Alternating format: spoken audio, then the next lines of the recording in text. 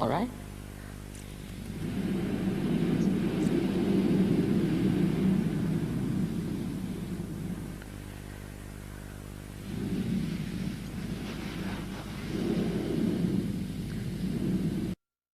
As you know, we have autonomous nervous system within ourselves which works, and according to Sahaja Yoga, we have three channels, as you also call them, left, right sympathetic and the parasympathetic nervous system.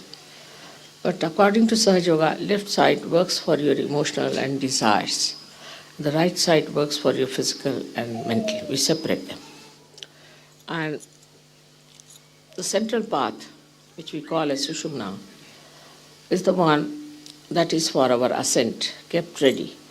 And on that, there are the centers, the subtle centers, which on the physical level cater to our plexuses. But they also look after a mental side. So the first experience of a person, supposing he is normal, his health is all right, and that he has not been to any false guru or he has not spent any time with some sort of an extreme behavior, normally such a person gets a cool breeze coming out of his head, and he feels the cool breeze all around himself. Now, this cool breeze all around ourselves is the all-pervading power of God's love, in the terminology of Sahaja Yoga. And it's never known to us before. We have never felt it before. But we take everything for granted. For example, we have become human beings from amoeba stage.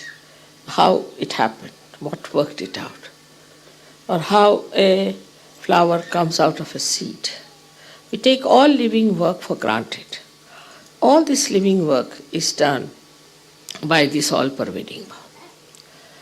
And this all-pervading power we have never felt before, which thinks, which organizes, which coordinates, and which actually loves. In the sense it manages things, it allows things to work out. For example, a tree will grow up to a certain height, say a mango tree will grow up to a certain height, and a bush will grow up to a certain height. And all these things are controlled by this all-pervading power. So it is an all-encompassing, all-pervading power, which in Sanskrit we call it as Parama Chaitanya. As we can say the meta-consciousness. Meta-consciousness could be the easiest to understand. Now this Parama Chaitanya we have never felt before. But when the Kundalini rises and she pierces through your fontanelle bone area here, actualization of the baptism takes place. And this Kundalini is the reflection of the Holy Ghost. And also this power is the power of the Holy Ghost. So that power which is reflected on your being is the Kundalini which rises. Like this connection is here, this connection goes and gets attached, or we can say yoga is the union with that all-pervading power. And when it gets attached to that, you start feeling the flow of that power through your hands. Start feeling the cool vibrations flowing through your hands. Also you feel all these are sympathetic centers here, left side and right side. They combine together to form the central path, which we call the parasympathetic or the Sushumna. So these also get enlightened.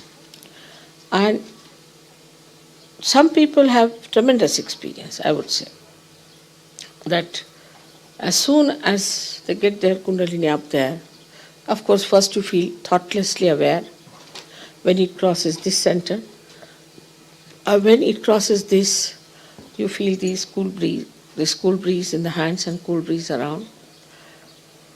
So depends on the person, what you feel. Some people, those who have this center a little weak, don't feel in the hands, might feel in the head. Or some people feel in the hands, but still their mind is still thinking, so may not feel in the head. Depends on. But ultimately, everybody feels on the hands and out of their fontanel purana. Now, it is said in the Vedas that after getting realization, you should know the Yantra, Mantra and Tantra. Mantra, Yantra, Tantra.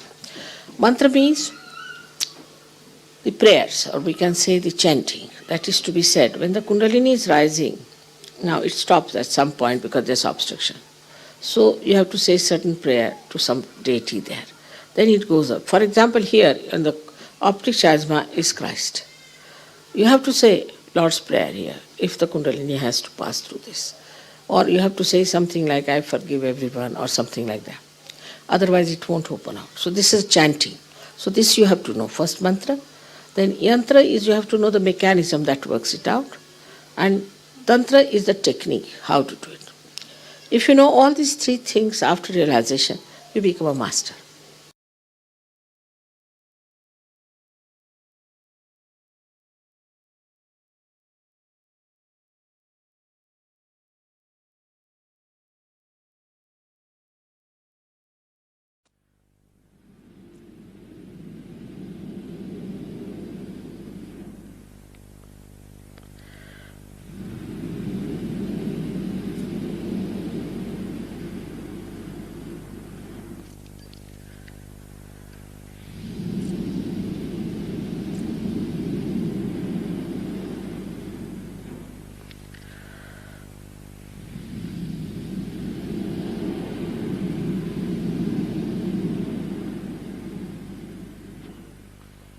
All right?